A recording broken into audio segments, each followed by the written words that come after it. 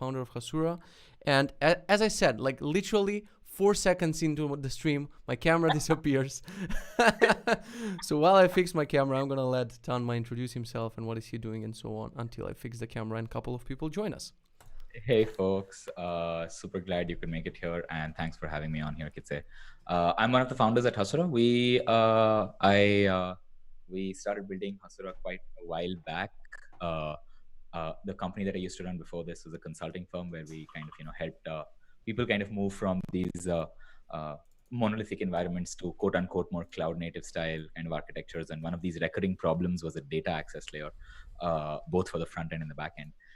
And we invented our own version of GraphQL to solve this problem. And it would be like, imagine like a JSON, which has type, query, fields, A, B, C, right? Like GraphQL, but in JSON, that's what it was. And then in 2018, when we kind of, were showing this to people, they were like, hey, why isn't this just GraphQL? And so in 2018, we added GraphQL support and we open sourced, what we had. And that's kind of been the genesis story of how Hasura started. Wait, so the first version that you actually had was 2 years ago? The first version that we had of Hasura, the first GraphQL version was 1.5 years ago. Yeah, it was like wow, time flies. Like I remember when I got my first DM from someone. I don't know if it was you or some of your colleagues. Right. And like back then it was like it's not as crazy as it looks now. Like everything you have tons of things, and I was like, yeah, I'm gonna give it a look. I was too much into Prisma and the other things, so I wasn't even checking all the other options. But it's crazy how time just fly, and now you have all of these things going on for you. It's crazy. Yes, that's true. Time passes by pretty fast. Yeah, well, not now. With the virus situation, it's like one day is 40 years for everyone. So crazy. How have you been holding up with the quarantine, Kitze? All good? Dude, like we're programmers. We are fine. Like, did you see that meme? Like programmer before and after the virus, the quarantine. Like it's most of my schedule is 99% the same. Like that's it. Nothing changes for people who are working from home. So I shouldn't complain. I want to see if there's anyone in the chat. I see that a lot of people are watching us on Twitter already. So just make sure to say hi in the chat just so I can see if the chat is functioning properly and just so we don't miss any of your messages. Also, if you're watching on Twitch, YouTube, wherever you are, just ping us in the chat just so we can see if everything is fine, if you can hear us fine, if I need to increase someone's voice and so on. Ping. Hi, Midday. Hi, Yash. Let me know if his voice is actually fine, because my voice is the default setting, and I just hope that you're loud enough and people can hear you clearly. Hello, Midday 313. Hello, Yash. Can you folks hear me? Hey, Alistair. So far we have zero dropped frames. Last time it was like 40% dropped frames, so that's basically laggy as fuck. People cannot understand shit. So if no one starts watching Netflix in your building, as you said, things should be fine. Everything should be fine, right? Exactly. Hi Ali, hi Karan. They say everything is good, and we have enough viewers, I think, in order to get this thing started. Quick note before you get started. I'm looking at your screen, but there's two of me. Like it's not your screen that's full. Yeah. Okay. Perfect. Now it's fine, right? Yes. Okay. Now it's perfect. And maybe I can move the chat so it's not that much in your face, so it's more like the middle here. Yeah. That's make perfect. It a bit Thank more you. fair. Yeah. Okay, I'm gonna move to this screen again. Hi, Ahmad. Yes, you both are loud enough and no lags. Wow. Okay, there's a tiny chance we're gonna have a perfect stream. So let's see. Dream stream. All right. So what is the plan for this stream? Actually, we don't have much of a plan, to be honest with you. We just hopped on this call like 30 minutes before this. The plan is to get started with Hasura like literally from scratch. So although I've played with it a little bit before, like things change so much in this GraphQL world that even though I tried it a couple of months ago, now things might have changed. So we're going to start completely from scratch. We're going to go with the backend part first. So we're going to make a GraphQL API. And then if we have enough time left in the stream, we're also going to consume that GraphQL API in a client app. Otherwise, we're just going to stick with the server-side stuff. So now you'll be the driver. You need to let me know. Just imagine I'm a complete noob, which I am about Hasura, and just guide me through it. Awesome. So the easiest way to kind of get started with Hasura is if you head to the website, you'll see a button that says try it out on Heroku. Hasura itself runs as a Docker container, so you can click on that. No. And Before I click on that, I'm going to start a 30-second timer because it says here, try it in 30 seconds. So I think what you should do is, okay, in that case, we'll flip to the other example. So just for me to kind of tell our viewers that this will work fine and this will give you Heroku in 30 seconds and that's going to be totally fine. The problem though is that what we're going to be trying out for the stream is a version of Hasura, which is in beta, which will have a stable release in yeah. So the GitHub link that you sent me, right? Exactly. So if we try here, so here you will go to 1.1, and what we're going to be trying out is 1.2 beta. Got it. Okay. Let me see how the fuck did I screw up my face there. Oh, there. Okay. Someone said, Alistair Young said, big Hasura user just waiting on queries in actions now. Yes, that's exactly why we're going to be waiting for 1.2 stable, which will have queries in actions. I was joking with the 30-second thing. Should I start here or should I start with, let's start here. Let's go with the easiest route, right? Sure. Okay, so I'm going to try it out. Yeah, so you can try it out here, and then if you do deploy on Heroku, what that will do is that will deploy Hasura on Heroku. So Kitze, I'd recommend that you go to that GitHub link and click on deploy to Heroku in the GitHub link that I sent. Okay, so that's the same thing. So just imagine that we're clicking on the main page, but we're just getting some beta stuff here. So I'm gonna deploy to Heroku. Let's see where Heroku is gonna take me. Okay, app name, choose a region. What do I choose here? I guess I'll go with Europe, and I'm gonna go Hasura demo 2 or something. And I need this, right? Hobby dev free. Exactly. All right, let's deploy this. Create a, okay, these are the check marks. What is Hasura? Well, he actually spent 30 minutes explaining it. So you're actually gonna see along the way. You're gonna see along the way. It's one of the easiest way to deploy a backend and make a GraphQL backend. That's the plan. Yeah. I should have started that 30-second timer now. I feel bad for it. So what's basically happening now is that we're asking Heroku to kind of run Hasura as a Docker container for us, and Heroku's running that. And we've also asked Heroku to give us a Postgres database, right? Yeah. So this is, and so you can click on View, and that will open up the Hasura console. Okay. And if you clicked on Manage, you would have seen the underlying Postgres database and stuff. Okay. So that's our Hasura console thing. Right. That's kind of it's kind of like, think of it like an IDE. Yeah. You just deploy. So yeah, the first thing that I had, like when I first heard of Hasura, like and I'm sorry that I'm gonna mention, I don't know if you call them competitors or whatever you call them, but I'm using fine, that. That's fine. Yeah, no it's fine. Like it's totally fine. I had a stream with Nader from AWS, so I also was like super honest and harsh with him about some things that I didn't like. So maybe it's gonna be helpful to you. So what I liked about like Prisma 1, the first version that they have, which they're moving away from, is that you don't need to deploy anything anywhere. You just go to their site, you click a button, they guide you through blah blah blah something, and then you're in the UI. And the thing that turned me off, like from trying something else, is here I go and I actually take your UI and I deploy it somewhere, which means so yeah. Now I don't see it as a big of a problem, but I'm telling you back then that I saw it. As something that would be like, oh, I don't want to do this. I just want to do it in the UI. Makes sense. So you mean something like a cloud version, like which doesn't involve you deploying it somewhere? Is that what you mean? Yeah.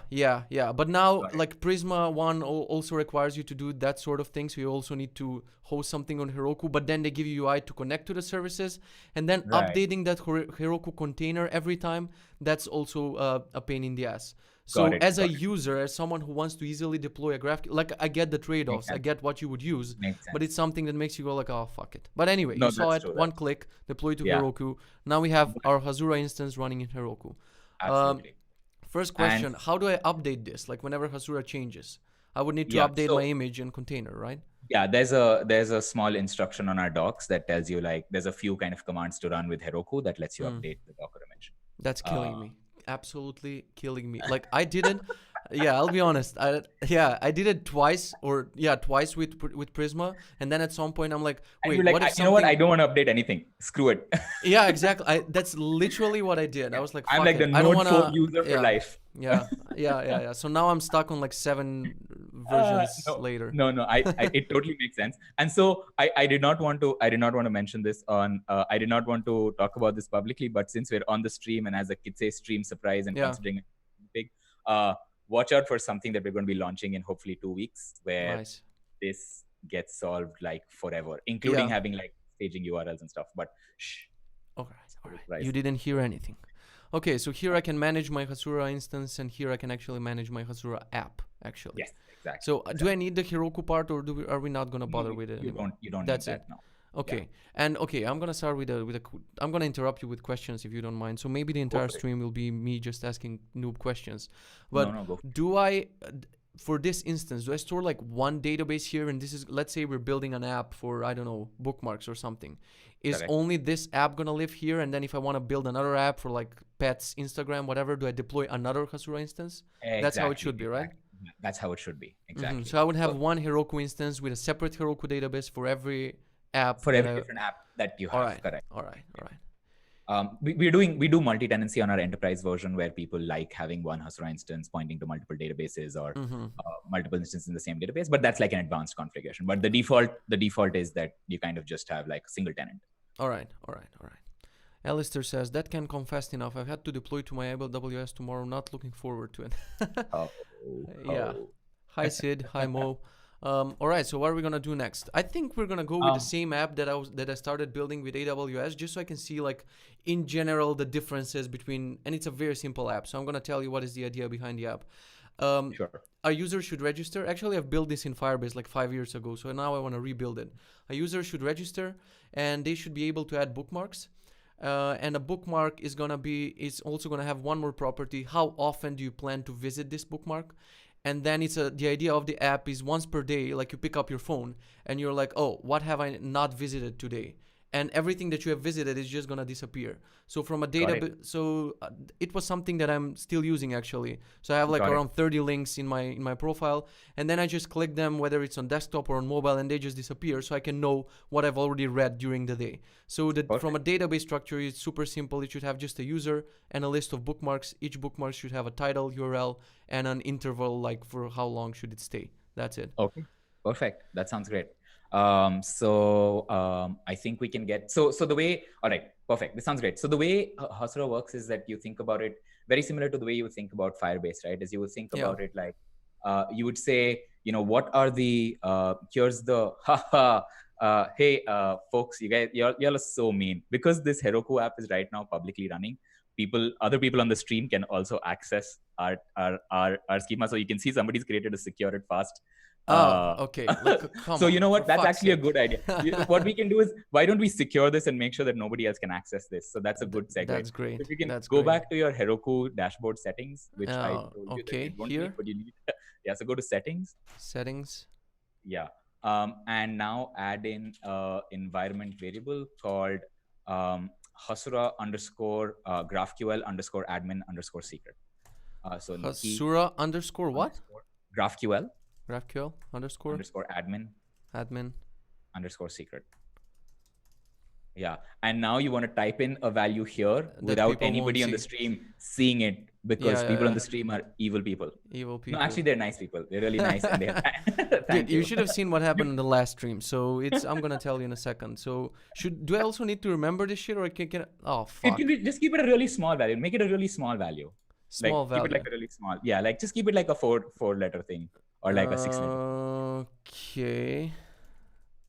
No, I already went with something. Okay, add. I added that. Now what? And now that's it. Now just go back to our Hasura console page and just hit refresh. You'll notice that console page and hit refresh, and this hopefully won't show my password because I picked. Okay. Oh fuck! Now, if this is a password field, OBS will crash. Oh no! But the stream will go on, so don't worry. OBS will crash, but the stream will. Wait, what did I write as a password? I'm an idiot. Okay. Hopefully OBS don't crash, and it crashed. That's why I have a. Wait. Yeah, OBS crashed, and I screwed up the password. I should have. No, okay, it's fine. Now I have this back. Now I just need to start OBS again, and we should be good to go. Meanwhile, I'm gonna tell you what happened on the last stream. I was just playing around with my setup, and I just wanted to see if everything will be fine, and I invited a bunch of people to a Zoom meeting. And at first it was fine because it was just 1-2 people, but then random people started joining. They started sharing porn. They started using like inappropriate shared words, and you know how big of a disaster is Zoom, and I couldn't even stop them from sharing this. It was a freaking disaster. So this is nothing. Okay, we're back. Cool. So all right. Yeah. Do you see what's happened? You see that there's a accessor admin secret that's kind of that's now there, right? So that header will be sent along with our GraphQL API. Even the console UI that's loading up now needs it for every single admin activity that we're going to do, right? Okay. When we're going to create tables, we're going to do things. Everything needs the admin secret. So yeah. So that's. So should I delete this that someone added? Yeah, sure. Go ahead. Yeah, just go to the modify tab there. You'll see I'll browse modify. rows, and just scroll to the bottom, and you'll see delete table, and then just type in secure it _ Okay. Okay, it's gone. No more evil people messing with this. Thank you, whoever took time from us. You're amazing. Let's move on. And before the really evil people came. So yeah. All right. So the bookmarks app sounds really nice. The way to think about this in Hasura is that you basically kind of model your tables for what you would like to make convenient on the read side, right? So do I need to be a database expert? Because that's one of the things that I don't want to be in life. Yeah. So it's very interesting how we're thinking about it at Hasura. Like what we're trying to do is we don't want to build another abstraction on top of a database, because all of those abstractions break down in serious use cases, right? Like imagine trying to create our own syntax over SQL and then trying to talk to Postgres, and then you need to do something specific in Postgres and you're like, I can't use this. Yeah. Right. So we solved that problem using a UI where we try to make things simple via a UI, and now we're going to make things much simpler. But hopefully you shouldn't need to know anything about the database to like kind of get started and productive, right? So we can go ahead and create a table. So you can click on that create table there. Create table. And just call it bookmarks. Bookmarks. Aren't we starting with users? We can start with users, fine. Would we do authentication this way? We're storing our users in the database. So Hasura doesn't do authentication. Hasura only does the GraphQL part. So you bring in your own auth, like auth0, Firebase. Yeah, but if I want to store my users in my database, I can do that. Right? Then you can. Yeah, then you can perfectly. Okay, then let's start with the user. And user should have a column of name, email, and password. Yeah. So the first thing to do is actually to create an ID column to make sure that your users are. So you can just click on that frequently used columns button that's just below that. And just choose the first one. Yeah. Okay. So this is going to be an integer auto increment, right? Yeah, we don't need to worry about any of that. It should be unique, I guess. It's auto increment. Yeah, okay. And then just do name, and that can be text. That can be text. And then email should be unique, I guess. Yeah, exactly. Sure. Yeah. Email can be unique, and you can make that a text as well. Text, okay. Nitpick, clicking on this should select the checkbox. Just a nitpick. No. Very true. This is happening. Yeah. And what we can also do is maybe add like another frequently used column called created at. So if you just click on the frequently used column okay. Created at and maybe updated at, or I don't need that. You don't need updated at, I think, for users. Okay. All right. Cool. So that time step now. So it's automatically kind of set up for you. We don't have to do anything there. Okay. And we can just scroll to the bottom and then just do a create table. That's it. The other geeky database stuff, I don't care for it, right? Yeah, okay. Add table. So that's basically our user table. And now what you'll see a GraphQL API that kind of lets you do, whatever you need to on this. But what we can do you want to finish the data modeling stuff and then browse the GraphQL API? Or? Yes. So then let's do that. Bookmarks table as well. Bookmarks, okay. And again, this will have ID, frequently used columns, and wait, what? Oh yeah, okay. ID, and then we should have like a URL, which is a text, and title, which is a text. And then how are we gonna store whether the bookmarks should be like some of the bookmarks you would want to click and they disappear for one day, and some of them you should click and they should come like you might want to browse some sites weekly. So I guess we can keep days here, and it's gonna be an integer. Like it shouldn't be something in between, so it's fine. URL title days. And you can have a user ID there as well, so that the bookmark belongs to a particular user, right? Okay, so that's a question. Is that the primary way to connect an entity to another entity? Yes, exactly. You need to have some kind of like shared information across these two entities, right? So I would have to do user ID here. Exactly. And then just make that integer, yeah. Okay. So that's your user ID. And then I think we can you wanted to do a is visited, like a Boolean, right? Something like a is visited. Not is visited. I don't know how did I store like last visited? Yeah, last visited would be a date. Oh, last visited. All right, got it. So we can do last visited. And then we can compare like last visited to the days, and then see if the user should see that bookmark or not. Last visited compared to the days, and So when the user clicks, let's say you're browsing a subreddit about Android, and when you click on it, we're just gonna store the last visited date for it.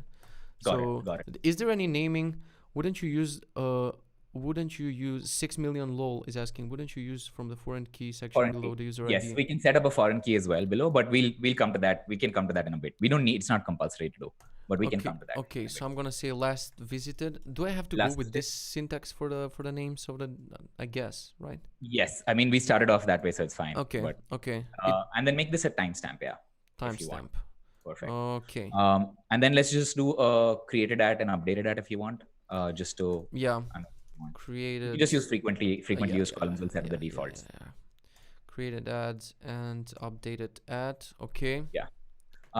And now what you can do is head to the foreign key section and just click on add a foreign key. Right. And do a reference table user from user ID to ID. To ID. Okay. And we can set on update to cascade, on update violation to cascade. You need to explain me this shit. Like I know that on delete, if we delete the user, it's gonna delete all of their bookmarks. If we do cascade, but on update, I never thought of this. Like when the reference key is updated. Yeah. So on update is this. On update is like basically saying that if the user ID updates, what behavior do you want, right? So if the user ID updates, all of the relevant bookmarks, their user ID should also update. Okay. So we need cascade. Otherwise, yeah, got it. Okay. And then just hit save, and then just add table. Yeah. Add table. Now, what happens if I? Okay, maybe it's a dumb question. What happens if I decide to? Can I modify this table now? I guess modify. Of course. Yeah. And then if I want to change the field, let's say wherever the or in bookmarks, whenever I want to change user ID to something else, let's say I want to change it to user ID like this. That should be fine. Is everything gonna be automatic? Yep. Okay. Yep. Okay. And in the cases where it's not, it will tell you what are the violations. Like in this case, what you showed, it will. But if you have any other violations, it'll tell you like what is violating, so that you can go fix it. Like it should be fairly easy. Okay. So I see some functionality here for inserting rows. Yeah. And like one suggestion that I would have here as a user, what would make my life easy here is for everything that's connected via foreign key or whatever, it would be super nice. We should show a drop down so that you can just collect it, right? Exactly. So it feels like you're not adding rows, but you're filling a form. And then when you have very complex database relationships, you can actually use this as an admin for a long time before building your own admin panel. No, that's a really good idea. And there's an open issue for it. And you're like, duh, we already had it 2 years ago, Kitze, shut the fuck up. You can totally say that, by the way. No, I'm not going to say that. I think, and so what we'll do is we'll quickly just do two things. If you go to the relationships tab, right? In bookmarks, yeah. Right. So you'll see that what Hasura does is Hasura says that so way we designed Hasura is primarily to be used on we wanted to make sure that Hasura adds value to existing databases as much as possible, right? As opposed to kind of just building like a new building something new on Hasura, and that's the only use case.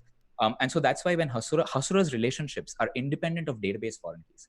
So whether or not you have a database foreign key doesn't matter. You can still create a relationship, right? But what Hasura does is if you do have a foreign key, Hasura suggests that, you know what, make this a relationship. It seems like this should be a relationship. So yeah, you can just click on save there. So every bookmark will have a user. It needs my consent. You cannot just put me in a relationship without exactly. Suggested object relationship. Like I still don't get, what do you get? Okay, let me save that. Yeah, so you can click on save there. And then if you go to user table and go to relationships on the user table, right? You'll see that the user table also prompts you and says, hey, I think you should have a user.bookmarks because, So does this mean that it's going to modify the GraphQL API so I also have access to it? Exactly. And if I just only add the foreign keys, the GraphQL API won't connect user to bookmarks? No, it won't. It won't. Because the foreign key is a database concept. Yeah. And now what happens, like what scares me right now, if I go and change something somewhere, I've already added too many things that might break or maybe, so let's say that I want to change something here, the ID or the user ID. Would I have to manually change something for the foreign keys, or would I have to go to relationships, or they will just automatically be updated? If I change user ID, it will mostly be automatically be updated. Mostly. Yes. Yes. Mostly. Mostly. I mean, okay. I want to say 100%, but you never know, right? Yeah. But the thing is that we'll easily help you kind of like tell you what to modify easily, right? So the good thing is that everything stays consistent always. Yeah. Right. So it's super easy. Yeah, just Thank to answer you. the comments, Muhammad and Alistair, they're saying Kitze wants Hasura to be a headless CMS. How I see all of these tools like Hasura, Prisma, AWS, whatever, I see them as you don't need to know a lot of shit about databases in order to deploy a backend. That's how I see them, and I want them to move as close as possible to that. Not always the case. That makes sense. Not always the case. Some people are like database experts. They're like, wow, this is super cool for me. So from an perspective of someone who wants to use it that way, it makes sense that this insert row is actually a very fancy form and it replaces a CMS for me. So no, it makes sense. And the other thing is that on the Hasura console, and like in our pro version and on the other version that we're going to launch in 2 weeks, you'll be able to basically be able to sign in as a developer. So you can have like, let's say Kitze has a company called like Kitze Inc. And so I can have like, like member 1 at kitzeinc.com and member 2 at kitzeinc.com. And I can do all of that and then log into the CMS and then kind of have it behave like a CMS on the database. All right. So that's super cool. Somebody asks, what database is it using? Postgres. Okay, there's no other option to switch to anything else. Not right now, but in Q3 we launched. Postgres is the best. Deal with it. That is true. That is true. Look, I mean, there's a Hacker News thread that is just very explicit about it. I think it's trending today, and it's just saying Postgres is the best database. That's literally the title of the So if Hacker News people can agree on something, it is the best database. That's it. That's it. Yeah. Cool. So we can go try browsing the GraphQL API if you want now. Yeah, let's do it. So let's go and make I think if you go to the Explorer thing and scroll down, just scroll down to the bottom, you'll see an option to do a mutation. So you can do a mutation. Do I need to wait? What does this do? Oh, it just types this for me. Yeah, wait, I haven't seen it. Is this a new version of GraphiQL? I haven't seen it actually. No, so this is made by the OneGraph folks, and they have So we can do insert user 1. Yeah. So if I click this, okay. So that's like a bulk user, and so what we can do is we can do insert user single. Below that there's insert user 1. Insert user 1. Yeah, I see. Yeah. I like this. So now I'm choosing what do I want on return with this GraphiQL thing, right? Or no, I'm actually choosing what we want to insert. So let's only insert to get started with just name and email. That's it. Name just these two. and email. Okay. Yeah. And now for return, like, does this also allow you to choose what do you want back? So you can do ID. You can just get all of them. Created at email, ID, name. Cool. I like that. Less work for me. So this is gonna be. Let's go with Mark, and I'm gonna go markzuck@gmail.com. Probably he's using Gmail, right? Not some Facebook. Yeah, he's probably using Gmail for sure. Facebook doesn't have an email service, so Yeah. All right, so just run this mutation. Should be fine. Yeah. Wait, but we didn't add passwords for the users. How is a user gonna log into this thing? Yeah. So I was thinking that we can do the auth bits towards the end, and we can do the rest of the GraphQL API and the authorization bits first, and then we can come to the authentication. Fine with me. Okay, so I can insert this user. There you go. We get Mark Zuck. I can get that hopefully here somewhere in the table. There I have Mark, and then I can edit. Oh, it takes me to edit row, which looks like insert row. All right. And then if that makes sense. I don't know what this should do. That button should only show up if there's a lot of text. I'm gonna find all of your buttons that are broken, okay? And point them out live on stream. Let me just make sure that the right folks on the team are also watching this, and they're like, "Oh, cool! Here's a bug report." Read up issues as you're speaking about them. Alistair is asking, my only complaint about Hasura is the schema it outputs is fugly. Will there be a V2 that uses more standard GraphQL naming convention? Yes. What do you mean? So April 17th, we're going to be launching like 2 things. One is a default camel casing spec that you can use, and 2, also the relay spec. So both of those. Oh, so you can go in settings and basically change. I like that. Like I would put at least 20 options there with checkboxes, just so people, because you're gonna make Alistair happy. Yeah, you're never gonna make any, exactly. Somebody else is gonna be like, "Fuck this whole camel case business," right? We want snake case, right? So if you can make it as configurable as possible, so everyone can do it however they want. Fair enough. Yeah. All right, so I can explore my data now. What else should I add? A bookmark? We can add a few bookmarks. So you can just go and do an insert bookmarks now. So now the pain in the ass thing would be is I would have to take the user ID, which is 1. Okay. Yeah. And then I can delete this and I can go to where are my mutations? Add mutation plus insert bookmarks 1. We can insert, yeah, sure. And then I need user ID like this, right? Yeah. Type in 1 there. And then title and URL, and we don't need anything else. No. Okay, and then for return, I'm gonna get ID title URL. Okay, ID title URL. Got it. So this might, we might, I don't remember what we did for last visited, but it's okay. We'll see an error and then we can make last visited. So this is a website that Mark Zuckerberg will usually browse. So I'm just gonna add this here. Probably his favorite thing to do. Turtles.com. Let's insert. I don't know if anyone's ever been. User ID.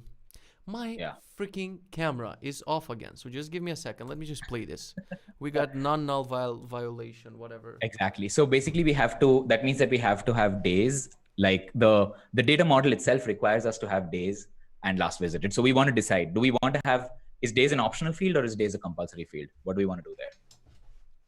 So I'm glad that the people on the stream heard what you said, but I didn't hear anything because my headphones were off. So just give me a second. Let me restart my camera here. Sure. There's no such thing as a perfect stream, people. Okay, you have to deal with it. Can you hear me now? Everything fine? Yeah, I can hear you. Yeah. Okay, let me just start this thing that keeps my camera awake. I actually forgot that. That's why my camera is dying every 30 seconds. Okay, so now what does it say? Non-value in column days. Oh yeah, we forgot how many days. Days 1. Let's run this. Last visited. Okay, now let's make last visited optional because that's exactly. So let's go to bookmarks. Modify last visited and actually nullable true. Nullable true. Okay, I would make this toggles instead of a select. Nitpick. I'm hoping someone is noting this down. Yeah, that's what I wanted to say. So someone from your team is like, oh fuck, we're gonna have so much work this week. Cool. And then you can just hit. Okay. Now we have the bookmark. Cool. Right. And so now we can try querying for like the user and the bookmarks, right? Yeah. So I can clear this and I can just do query. Yeah. If you just do query user and then let's go user. Now let me see. Okay, where ID is 1 and I can get the email. User args where ID validation. So wait, I'll that syntax should be equal to 1 because there's lots of comparison operators. Okay, so equal to 1 like this. And then we get email and then I can get bookmarks. So if the relationship for bookmarks wasn't specified wherever we specified it, this wouldn't be possible. Yes. But I can still add them with foreign keys and whatever. So yeah. Okay. I'll talk about the authorization bit in a second. I'm guessing that's what you're getting at. No, not really. I was just trying to understand why here did we have to take the extra step to specify that this is a relationship because we already made it a relationship by adding foreign keys. Right. So I think that's again like it's a database expertise thing. So foreign keys and relationships are actually independent concepts, right? Yeah. What a foreign key does is tell the database that if I try to insert a wrong value of user ID in the bookmark table, okay, the database will not allow that insert to happen. Mm-hmm. So that's the database doing that kind of referential integrity check for you, right? Which you can decide to skip. And you can say, I don't want the database to do this for me, but I just want relationships. And different people have databases modeled in different ways, right? So at massive scale, people don't have foreign keys. They just have relationships. Yeah. So there's all kinds of like finicky things there. But the only reason that we added foreign key is because somebody on the stream prompted us and said, why don't you use the foreign key? And I was like, okay, let's use the foreign key. But we don't need to. Yeah. Got it. Someone says Alistair says the authorization layer of Hasura is low-key the best part. I think this is the best way to showcase a product. Well, thank you, Studu Zog. Agreed. Okay, I'm always butchering people's Twitch names, so hopefully they won't be mad. Also make sure to follow the channel because I'm gonna have this kind of chat. Maybe we'll have this we'll continue our chat at some other Friday again. So make sure to follow. Yeah, there you go. Thank you to whoever followed. Make sure to follow because we're gonna stream this often.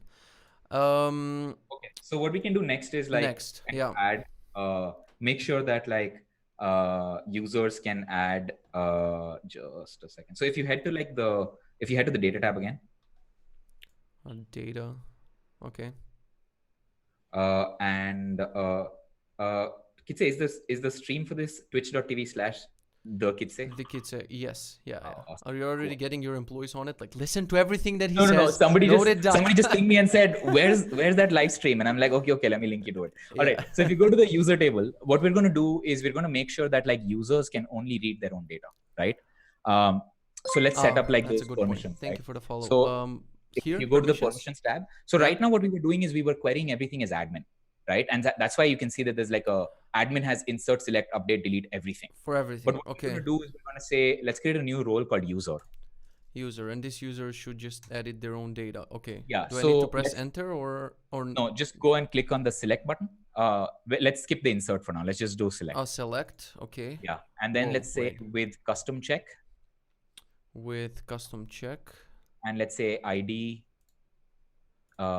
equals and just click on that green thing there, X Hasura user ID. I would feedback. I would never click on this thing. It looks like a label. It doesn't look clickable. So it needs to be like a button or something. You can go ahead and type that as well. Okay. Well, that's what I'm saying. I didn't know that that's a suggestion of what I should type.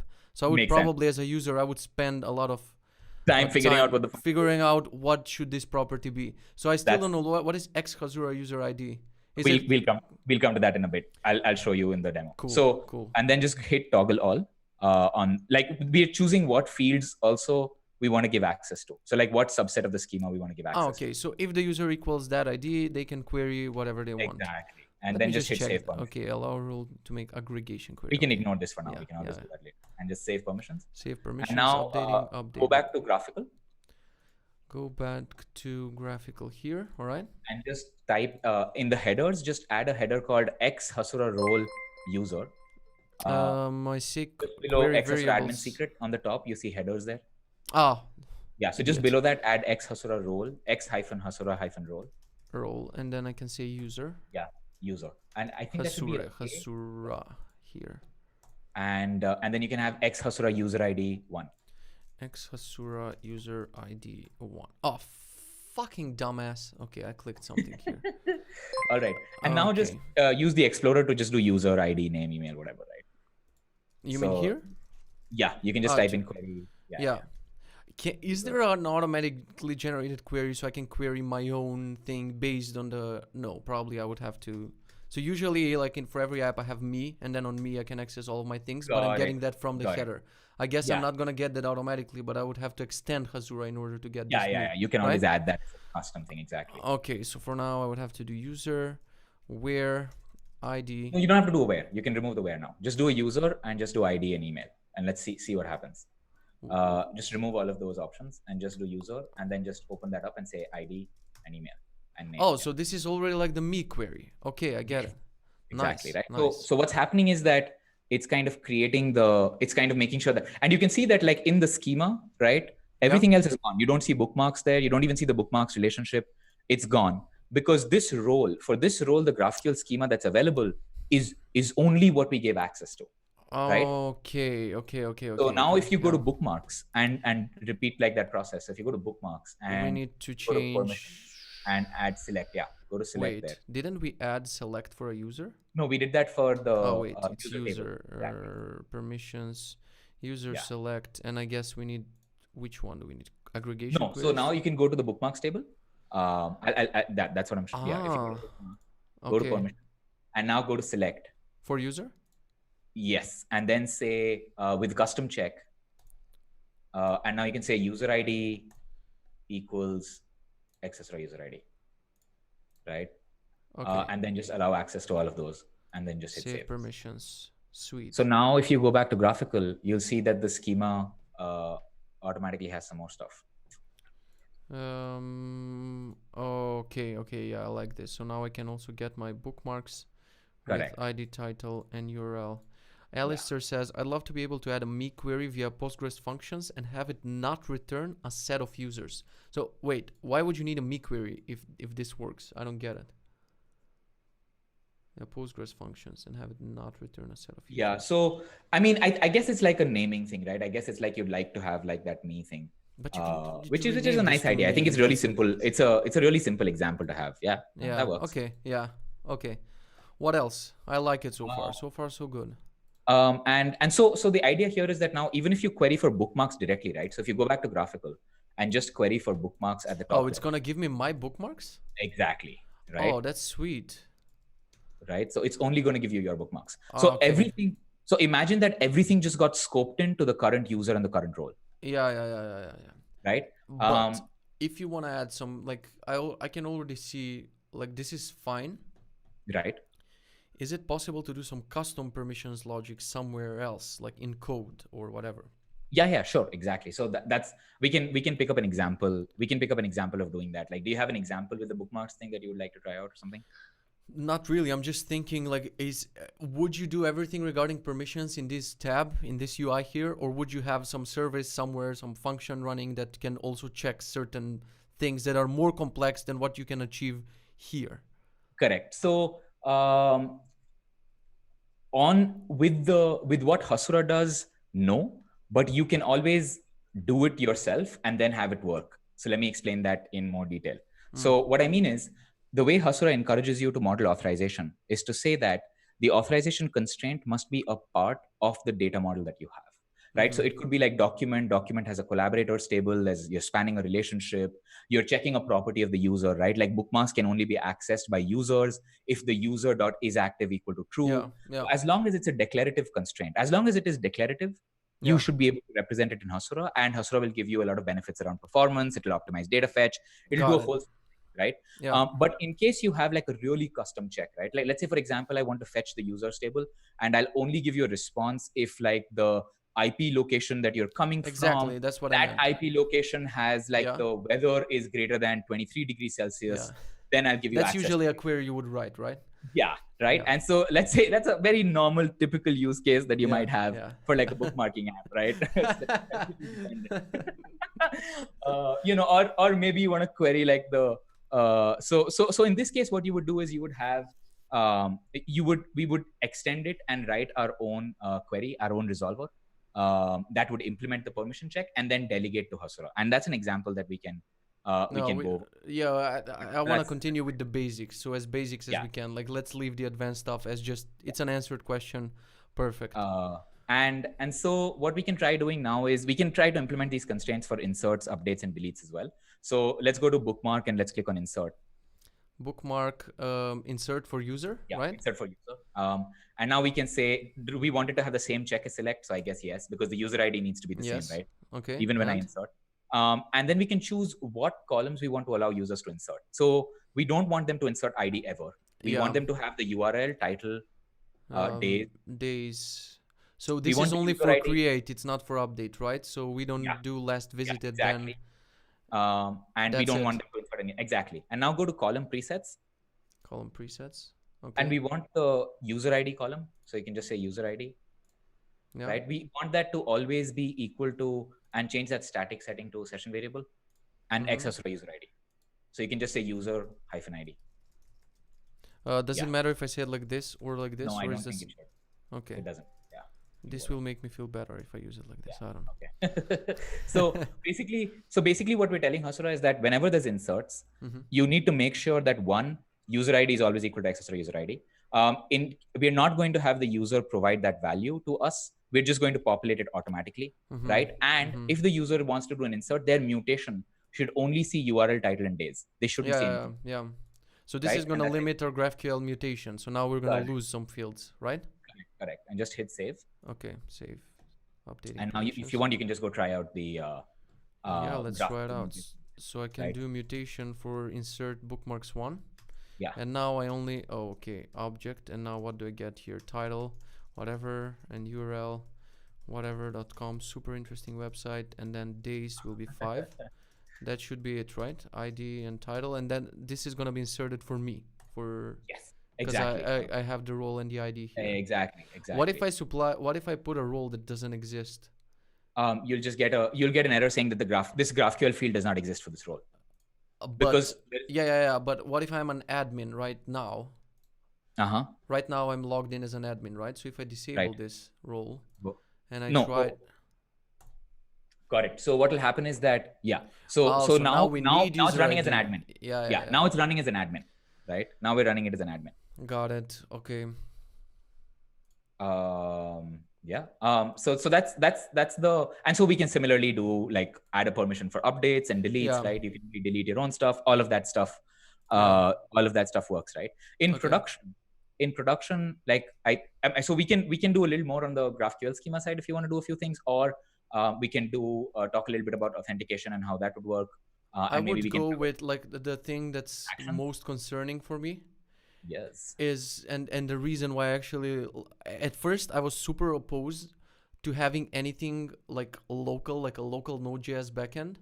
So that was back when I used GraphQL. Like when GraphQL was first out, you would do everything in a UI. And I was super happy. I was like, keep it like this, keep everything in a UI, don't ever make me write code. And then you need to write custom code and you're like, fuck. Like, what do I do? What do I do? And now with like the latest version of Prisma and whatever, you have to write your entire backend basically and you're just consuming it. So, and I actually came around to actually like it because I feel like I have 100% power. How is everything gonna? So that's the most concerning thing. Let's go with that. Makes sense. So what you can do is let's just do a create, right? Wait, one more thing. If let's say that for some reason I want to have my own Lambda function, whatever, for creating bookmarks, and I want to disable the mutations for bookmarks. Can I remove that from my mutation API somehow? Yeah. You can just go to the user scheme, just go to the permission section and just remove it for the user. And then you don't get the mutations anymore. Yeah, then you won't get the mutations. Okay. Right. I like it. Okay, so now what we can try doing now is we can try doing like a custom create bookmark. Let's say you want to do a custom create bookmark. Exactly. Right? Okay. Yeah, let's do that. So before we do that, maybe just a little bit of like some notes, right? Yeah. The way we think about it is, if you look at that diagram, right? What you're basically doing is you're saying that what we want to do is we want to help people kind of think about everything. The only thing that you need is a GraphQL API. So if you're using the front end, you want to fetch stuff, use a GraphQL API. You're using a back end, you want to fetch stuff, use a GraphQL API. Yeah. Right? That's the only API there is. And now the way it works is that the client will make a GraphQL query to Hasura. Hasura will delegate that to your action, right? Which doesn't need to be GraphQL. It can be REST. It can be a serverless function. It can be a microservice. Whatever, right?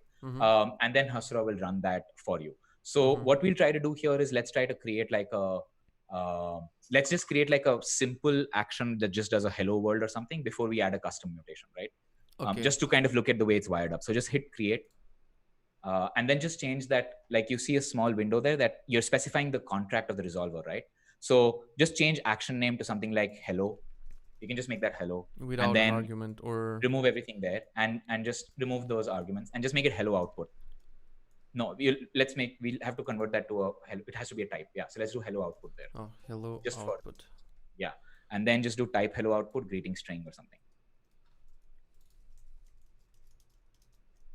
And you can greeting is a string, and I can remove the sample input. Yeah. Okay, in handler, I guess I would have to just let it be, and we'll come back to that in a bit. And then just hit save. Synchronous versus synchronous. Okay. I'll talk about that. So the synchronous generates a mutation. The asynchronous generates a mutation and subscription pair. So we'll come to that in a bit, but that's okay. And just hit create. Yeah. Okay.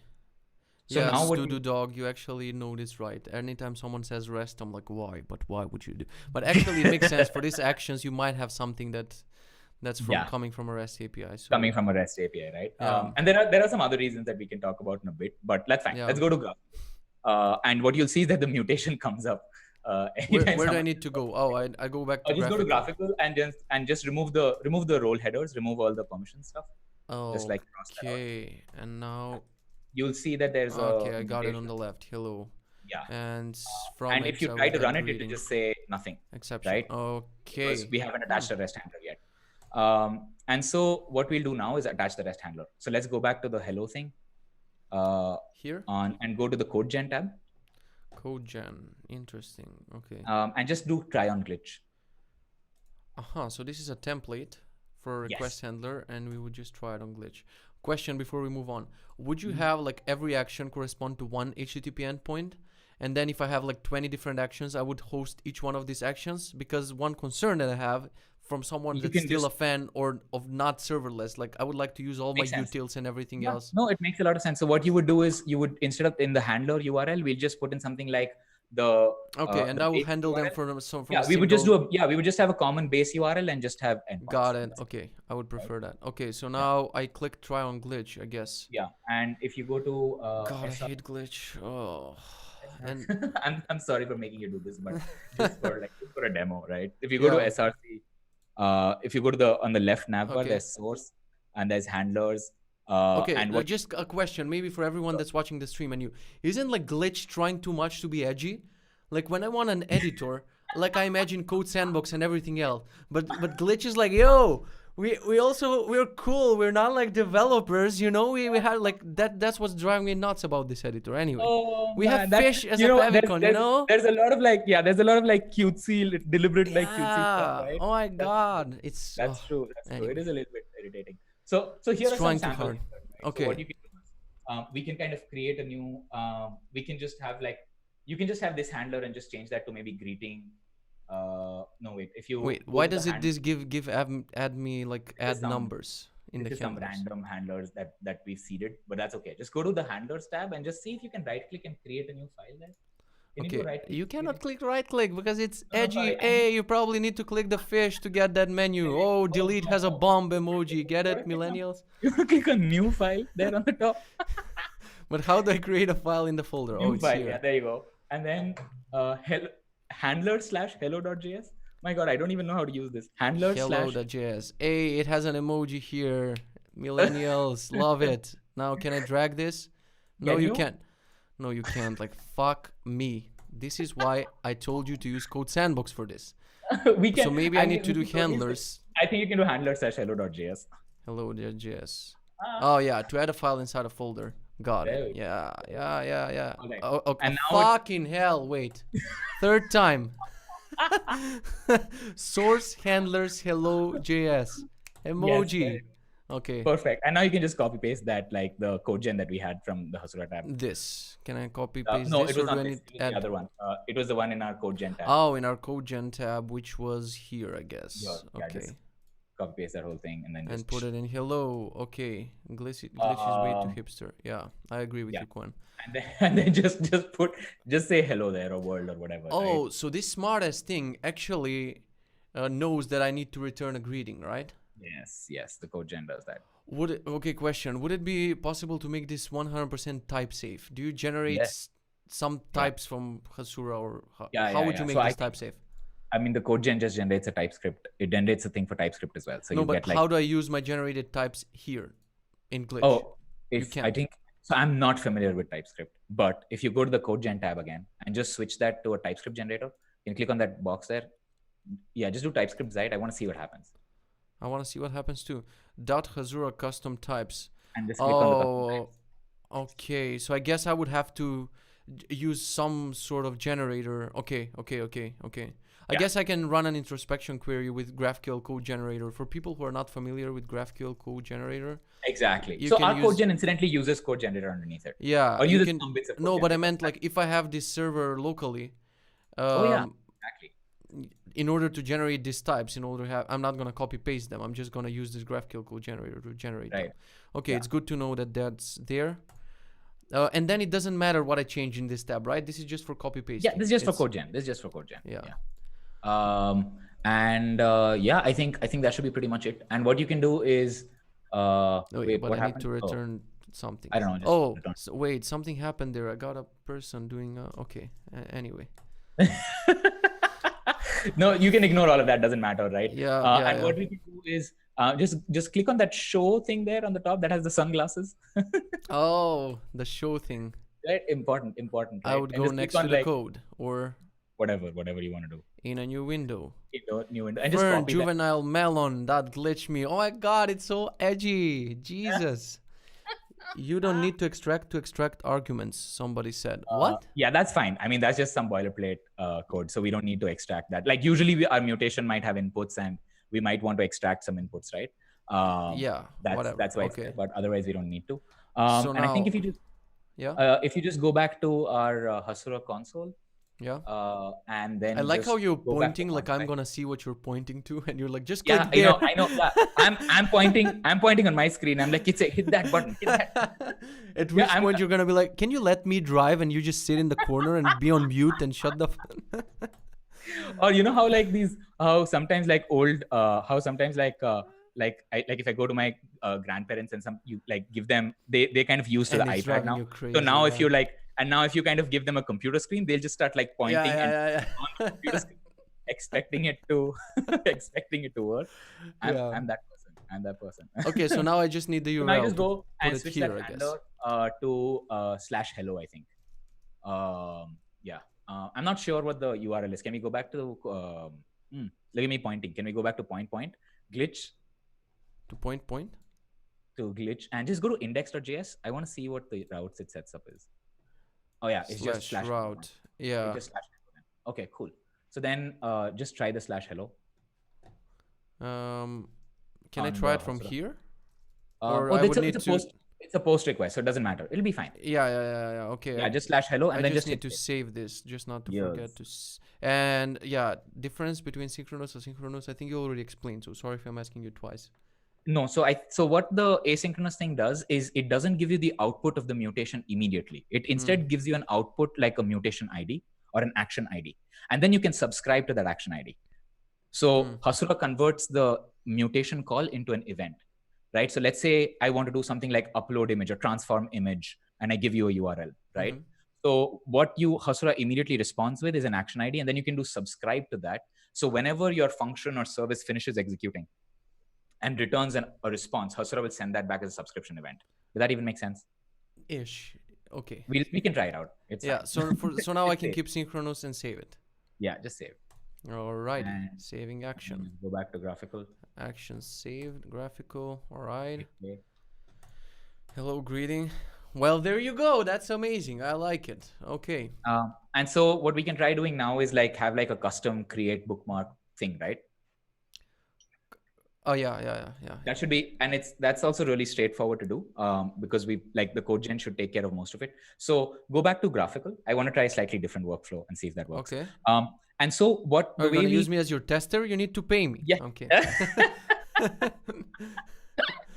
All right. I'm paying you for being the guinea pig of helping you test. Yeah. That's well, you were testing my stream for 30 minutes before we started the call. So I'm going to do whatever you say. Let's do it.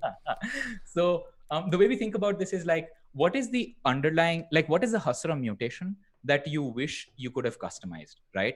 So like for example, we did the insert bookmark, right? Yeah. But maybe in the insert bookmark, we want to do a bunch of validations, right? Like we want to make sure that like URL is a URL, right? It doesn't link to like a pornographic, like a website, or we want whatever, right? Things like that. So if you go to history, if you go to the history tab, you should have like one of those mutations, right?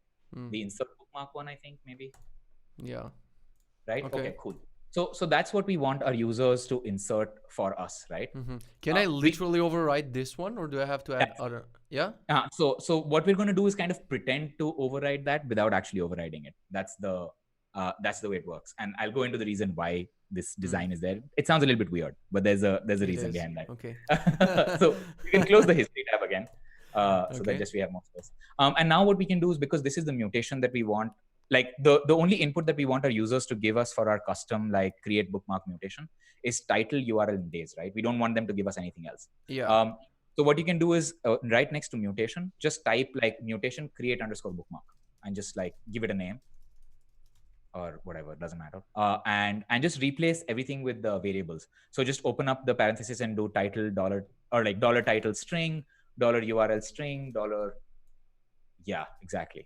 And then just $URL, days, and then just declare them here. String, $title is string. URL string and days is int, I guess, and this should be string. It's a string. Okay. Yeah. Now. And now that's kind of the mutation that we want to run, right? Just to make sure that everything works. Yeah. Do you want to just try running this mutation once and give it? No. Okay. Cool. Just take that. So what do I need to do now? Go in actions? No. Now you can just click on derive action. There's a button called derive action. Derive action. Oh, sweet. Okay, derive action. Bam. Right. And so what this does is it kind of creates that thing for us. And what we can do here is simplify the output. So just remove that scalar, remove that custom scalar declaration, because we don't need that. And we're only going to return an ID in our output. Just remove everything. You mean here? And we just want to return ID. Yeah, screw everything. We don't want all that. That's it. And now just hit. I guess I would need the glitch URL. Have that weird glitch URL. Whatever. Yeah. /create/bookmark. Where is the ad, you motherfucker? Oh, there it is. For juvenile. The juvenile melon. Oh my god.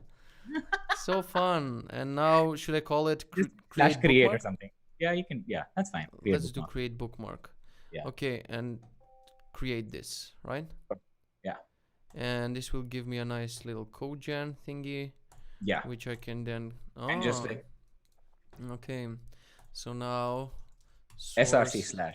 There we go. Look at you. Let's create bookmark. I already like it. Oh my god! Now it's gonna pop up some confetti or something. Add this file. Create bookmark. Kitze, not bookmarks. Yeah. Add this file. Okay. Format this file. Wow! I told you it's gonna give me confetti. It has. Did you see that? Did you see that? Yeah. Oh my god. That's insane. Like people cannot actually see it, but there's a little doggy here on the side. Now you can see. Look at that dog. Hey, what happens if you click on that? Okay, it's a new feature. Oh, okay. Yeah, it's the new features. Okay. Yeah. Keep showing me this. No, never show me this dog ever again. Thank you very much. Your code is now formatted. Okay. Do you remember the Microsoft Office? This is like coding with Clippy, literally. Yeah. Coding Clippy, exactly, right? Yeah. Oh man, I miss Clippy. This utterly useless assistant. Like it never did. Yeah, if you miss Clippy, there's a VS Code extension that someone made for Clippy, and it actually reads your ESLint errors, I think. Or it's a bunch of jokes, I don't know. It looks like you're writing some TS code, but edges is... This is fucking hilarious. I'm gonna paste it for people in the chat if they actually want to use it. There you go, there's Clippy. I mean, just in case you miss Clippy, man. That's okay, so... Okay, so now if we go down... just a second, I just want to compare my hello thing with the bookmark, because I see a bit of a difference here that in the hello thing I didn't have this execute thing. Yeah, so basically I would need this for executing the parent mutation, because hello was a query or it was a mutation. It was a mutation, but I wasn't using mutation where we weren't doing anything. It was like a fake mutation. So it was just like so now we're gonna actually do an actual Hasura mutation. You don't have a syntax like Hasura in JavaScript something. Hasura, I mean, it's create ultimately, that's what you would do. What you would do is use a client like GQLS or something, right? I just have to you would use a nice GraphQL client. As the community. Okay, fuck off.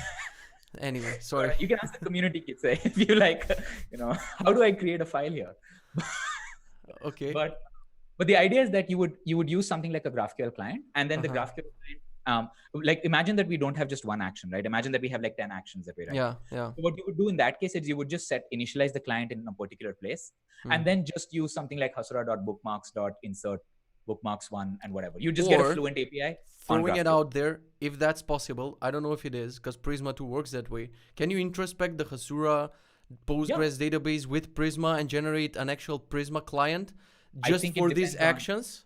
I think it depends. I think it depends on how good Prisma's introspection is, because from Prisma 1, I remember they used to generate a very peculiar Postgres schema. I mean, not for generating anything, just for introspecting. So I think so. You would get something like... Yeah, you can try it out. Where are we doing? Wait, first, before I go with my crazy ideas, let me see how this thing works. You define the operation. So if this little thingy pops up one more time, I'm going to lose it. How? I'm having trouble with JS. I'm not having trouble. Just get the fuck away from me. So this is something that I could put in. Did you notice that there's almost like a little NDA checkbox there? Like click on it. I understand the helpers will have access to the secret stored in .env. So if you ask somebody for help, they will look at your .env. Okay, I understand. How do I? Anyway, so this is something that I would put in my graphical, and it would work, right? This is like the actual way of talking to Hasura. Exactly. And now here we do execute, but I can actually use like GraphQL client or something just to make it you can use whatever. You can use GQLS, GraphQL client, whatever, right? The idea is to think of your code as if it doesn't matter if it's front end code or back end code or whatever, right? It's just you're writing something that uses a GraphQL API. Okay, and then variables, I would do that in await, execute, and then I pass the variables. Okay. Right? So basically, the only thing I would simplify in this case would be use GraphQL client for this, and then just call the client in the URL here. Exactly. That's it. Okay, operations error and success. We're doing res.json and data. It will just return the same thing that Hasura would have written anyway, right?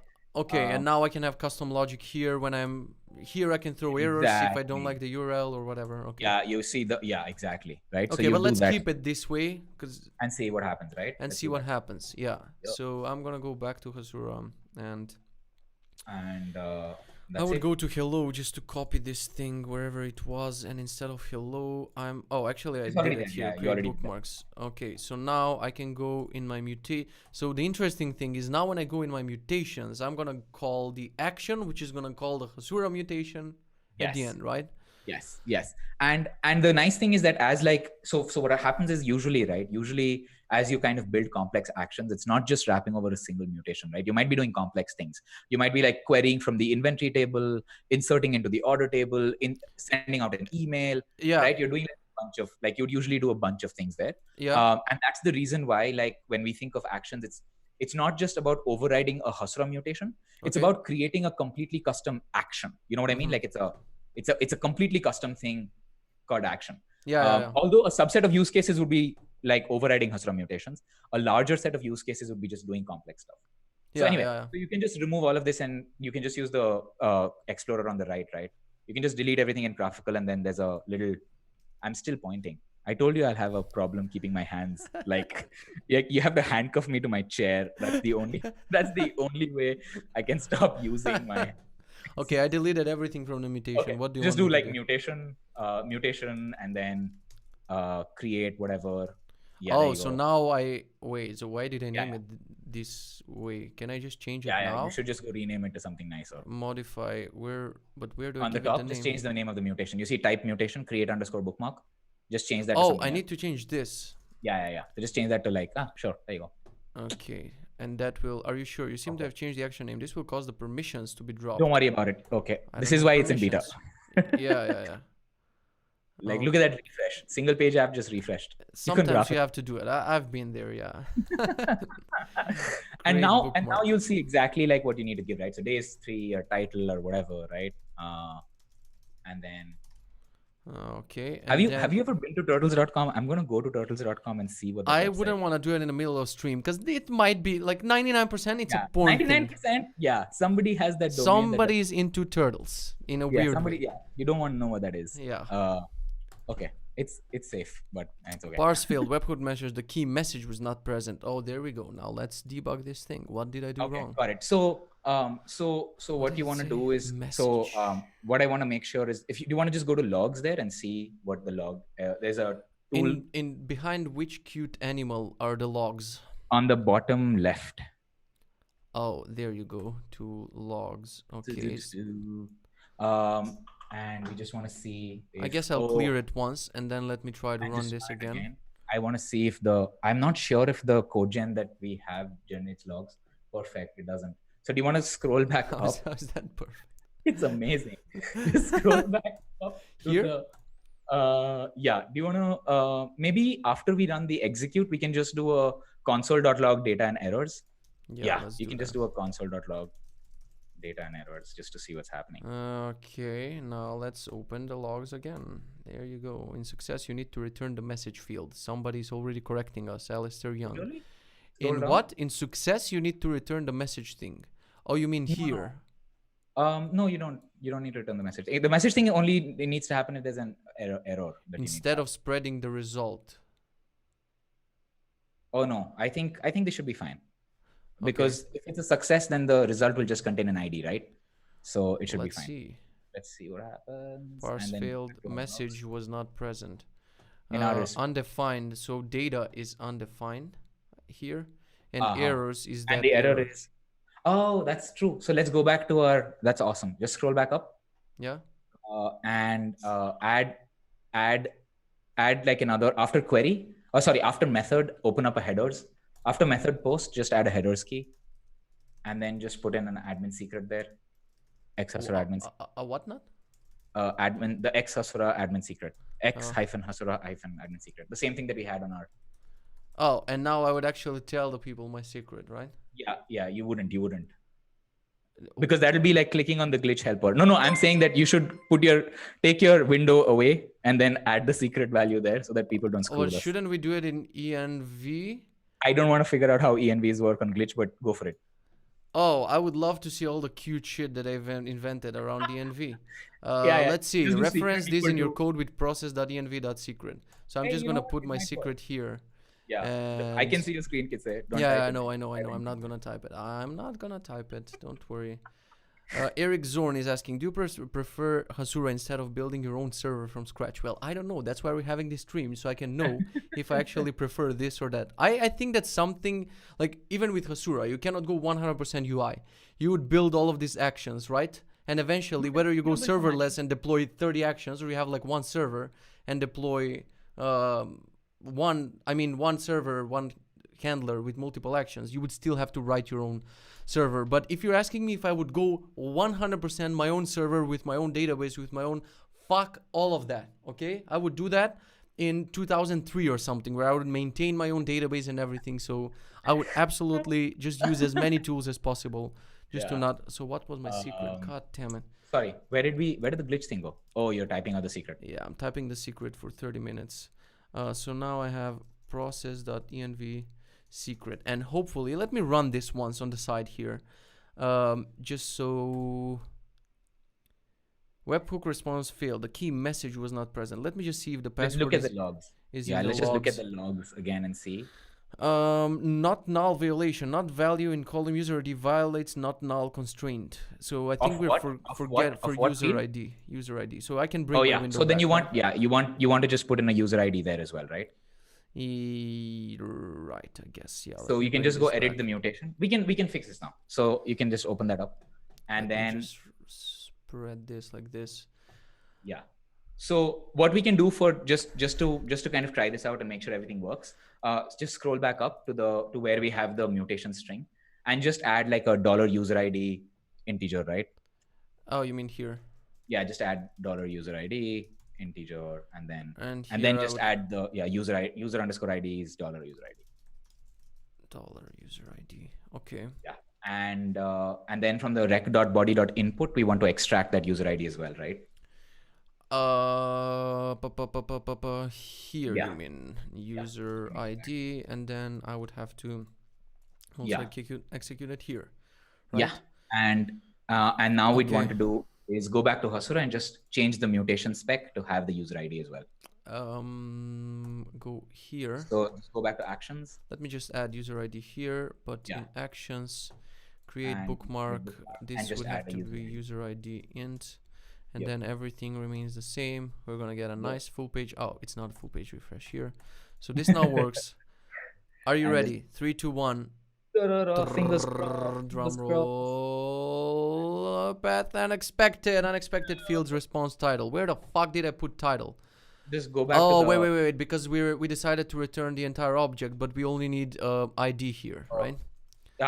So I need ID like this. Perfect. So I actually don't need to spread anything here. I'll just take the ID like this.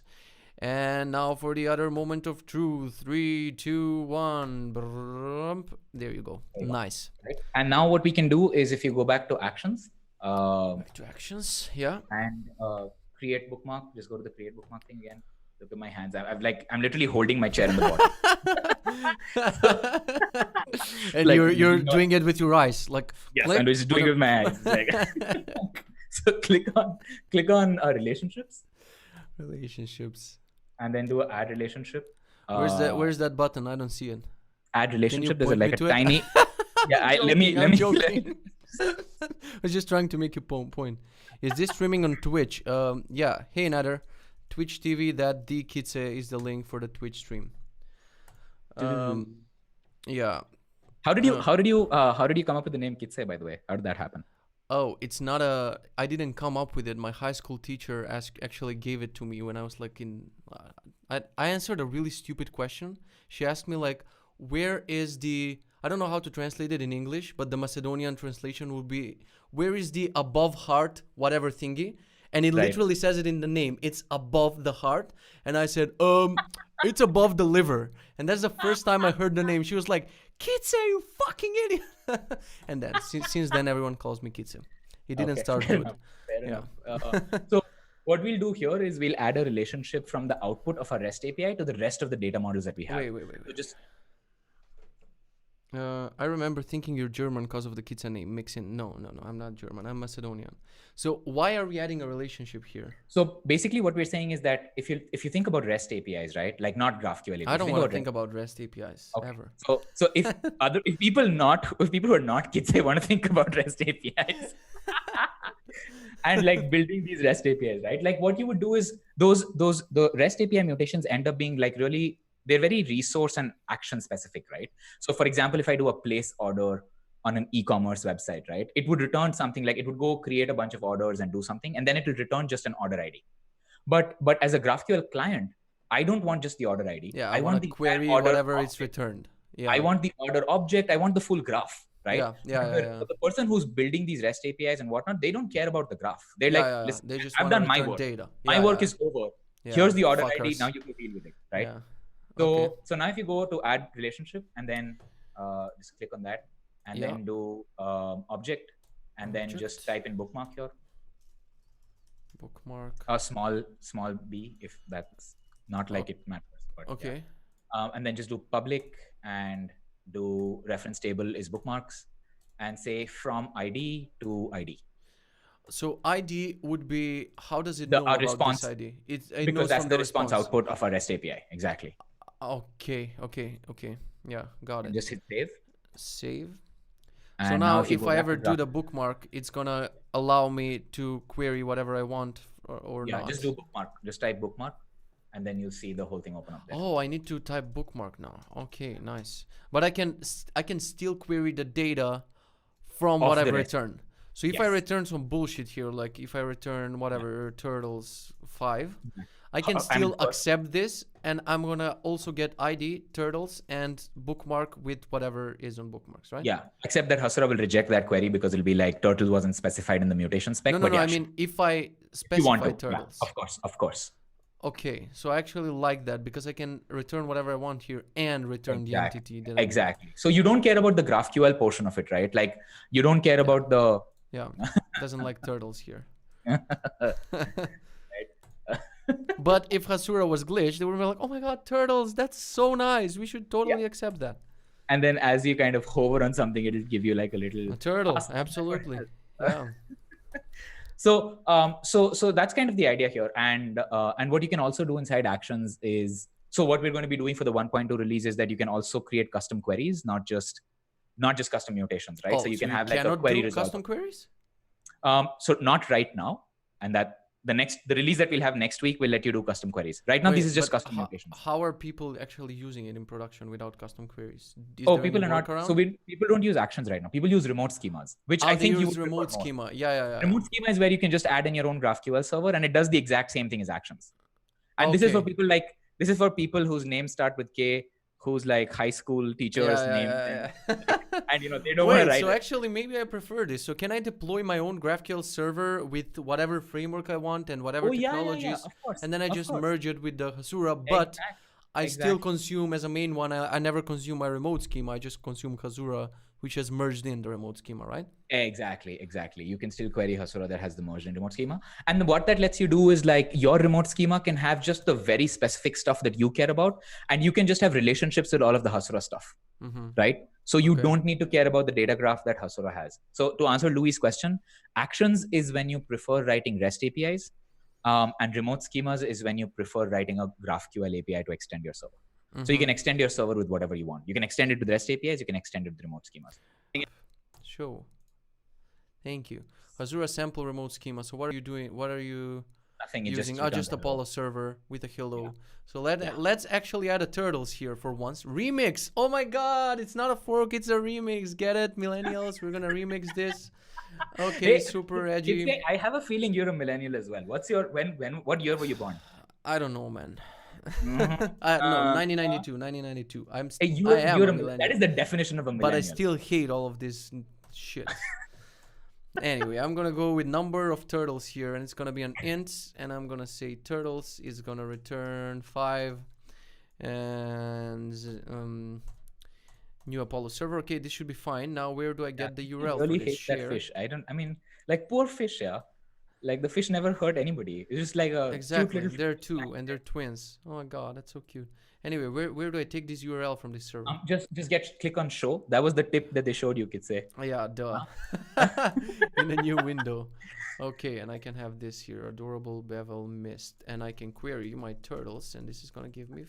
No, this is gonna give me 5. Just hit that. Yeah. Cool. And now just take that URL, go to remote schemas. Remote schemas, and add a remote schema, and this is gonna be just turtles. Call it something. Yeah, turtles. Yeah.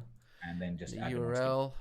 Okay, forward all headers from client. Do I do that? Whatever. Doesn't matter for now. Nothing matters. That's in case you want to do authorization yourself, right? You want the auth token to come to you and stuff. Remote schema added successfully. That's it. Now go back to graphical and you'll see query hello or query turtles. Turtles. Really? No, that's impressive. So I can, and I can also mix actions plus remote schemas, right? Exactly. What's the craziest thing that you can do with a remote schema? What are people using it for? Do they use one remote schema, or do they merge and add more remote schemas? That's question 1. And question 2 is, what happens if some of the schemas overlap between? So what if another schema had turtles, and what if I have an action called turtles? Like what takes the?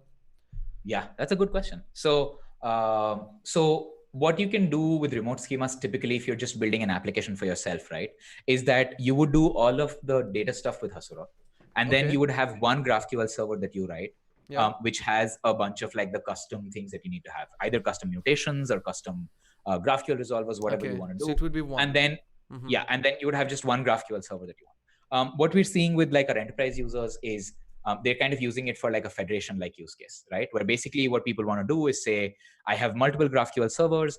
I have a bunch of it coming from my database, but I also have other servers and other people who have GraphQL services, and I want to start joining across them, right? And so that kind of becomes a way to approach federation. The difference between Apollo Federation and the way Hasura does federation is that Hasura thinks, we call it remote joins, which is definitely like a 10x less sexy name, right? Like remote joins, like what is that even? Give me federation. That sounds so much more cool. But it's essentially the same thing. What you're doing is like, remember we created relationships between our tables? Yeah. We can create relationships between tables and remote schemas and things like that, right? So, so that kind of becomes like a federation. And then what you can do is, I'll share a build with you for that. But so that's kind of how that works. And with actions, though, the reason why we kind of introduced actions with REST APIs, right, is because it's especially a good fit with a lot of people who are kind of moving towards microservices and serverless functions, because GraphQL does not have a good story with serverless right now. Right, you know what I mean? Like there's so much caching that you need to do, right? You need to do schema caching, you need to do query plan caching. You want to. I never saw GraphQL as a serverless thing. People I see lately, right? it's gaining some hype, like GraphQL and serverless. But in production, it's very hard, right? Because the cold start that you have with because imagine every time you process a GraphQL query, right? Hasura caches the query plan. So if you go back to graphical, could you go back to graphical and just. Can you just run maybe a query that says users and bookmarks? User and remove turtles. Why? I like that. Why did you do that to me? Bookmarks. And then do bookmarks inside users just to see But wait, I don't have users here, or do I? No. Why don't I have users? Did you mean user? I don't know why. You should have. Oh, you had user. You called it user. Yeah. ID and then bookmarks again. And bookmarks, right? Okay. Yeah, whatever. Then just hit. Right. And now if you go to analyze. So what Hasura is doing. Oh, sweet. Yeah. That's the actual SQL query that Hasura is running, right? So Hasura is actually a compiler disguised as a web server. So what it's doing is it's compiling that. And you can actually give that to a database expert, that execution plan, and tell the database expert like, hey, can you make this query faster? And then they look at that. Well, actually, what you're generating here is not performant enough, and you should always write SQL from scratch. You should never use something like Hasura, bro. That's what you're gonna get, unless he's employed. So what you can do then is look at these like sequence scan things and whatnot. in the execution plan, and somebody would figure out that, oh, that should be an index scan, so that needs to have an index, or that I need to do something else. Yeah, that's what I love. Like when people ask me, oh, why don't you just use your own database with your own ORM? There are nice ORMs and shit. It's because if I go for something like Hasura or Prisma or AWS or whatever of these services, like you people are experts at these things, and eventually I want the same user and the same bookmarks, but you might push an update and be like, hey, we made some joins by foreign keys, whatever, 90% faster by doing some nerdy shit. And I'll be like, awesome, let me give you my money. Let me pay you how much you need for this service, because I never want to get into that lower level. So that's what I love. Even though it's like, let's say that some database expert might be like, well, this is not the fastest. Like, of course, if you write your own things forever until the end of time. And with Hasura, you can do that. With Hasura, you can kind of just expose a named query. You can just take your own SQL query and just expose that. Right? Yeah, but what I'm saying, like the trade-off that you don't have to think of these things and you get it automatic. And usually in the future, you will get updates on top of this thing. It's like, I don't want to think about that stuff. Solve it for me. So that's the actual value of the thing.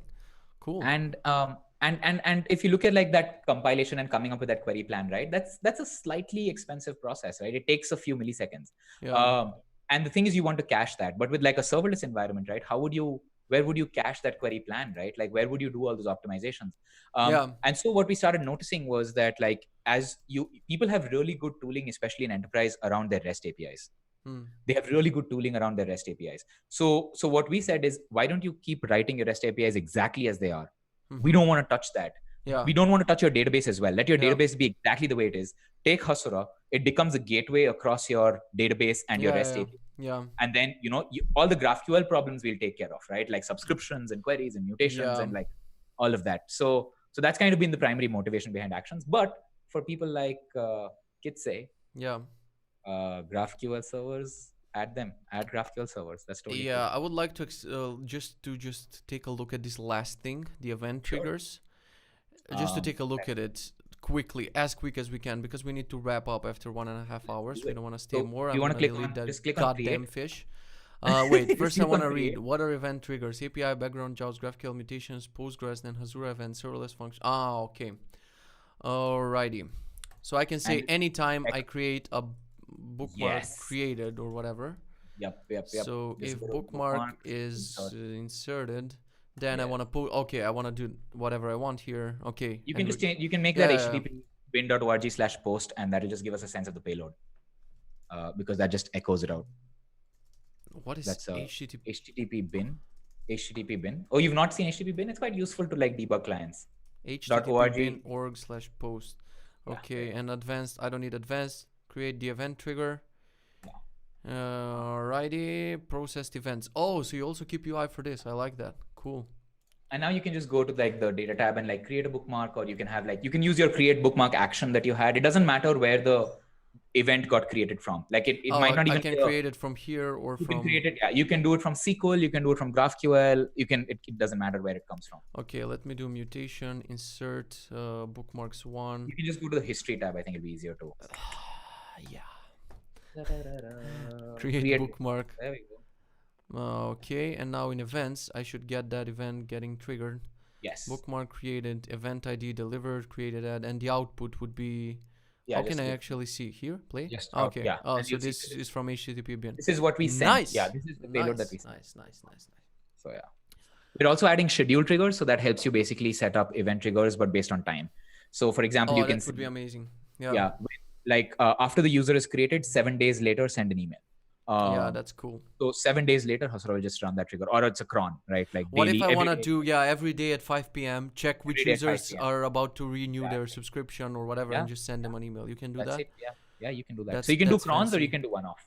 So nice. So basically, it's all the stateful stuff of your app, right? It's all the stateful stuff in your app, and then you just do stateless stuff. Yeah. That's it. The question that we have, the last question basically from Lewis, is what are the next planned features of Hasura? Like where do you want this to go? Schedule triggers is the next release thing that we're having after we do actions table. And then after that, we'll have the relay spec, we'll have camel case, we'll have a bunch of like, funky GraphQL API things to make that easier, right? Like the people don't like snake case, I'm from the generation. So Yeah, just let them customize everything. Yeah. So there's a bunch of stuff that we're doing there. We're putting out a guide on like nice deprecation models also. So for example, you have a table that doesn't exist anymore. It's kind of now become two tables. With Hasura, it's like very convenient to just do a deprecation so that it feels like that table still exists, but it actually doesn't, and everything just gets mapped automatically. So we're doing some convenience things like that. But otherwise, the big things that we're launching are support for other databases, MySQL, SQL Server, stuff like that. That's cool. What I would like to see, if I can chime in as a user that wants things simplified a little bit, is like right now people who actually know shit about foreign keys and all of this stuff can easily navigate it. But trust me, if I would play around this for 3 more hours and try to create my actual data model, I would be like, what the fuck? How do I do an array of things that's also connected to whatever? So do you ever plan to have like, I don't know whether it would be good to have like a simple and an advanced view of every tab, but especially when you detect that someone is just starting with this and they're just starting to generate the data, I would put like one level of abstraction above everything that you're doing. That makes where that I can makes just sense. model my you know, just connect, hey, I want a user to have an array of bookmarks, do the internal generation of tables and keys and whatever for me. Do you ever plan to do that? Or yes, that is definitely. So even if you look at the data tab and you go to data, I point it again, and go to create table, right?